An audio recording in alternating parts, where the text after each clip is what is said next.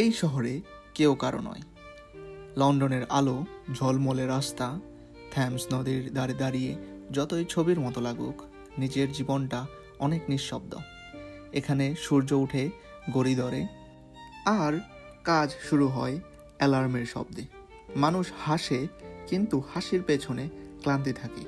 সবাই ব্যস্ত বাঁচতে না টিকতে। আমি এসেছিলাম একটা স্বপ্ন নিয়ে।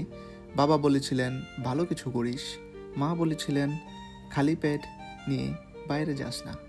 কিন্তু এই শহর আমাকে সময় দেয়নি। একদিনও জিজ্ঞেস করেনি তুই কেমন আছিস। প্রথম কয়েকবার মনে হতো এই শহরের হাওয়াতেও যেন বাসা বুঝি না।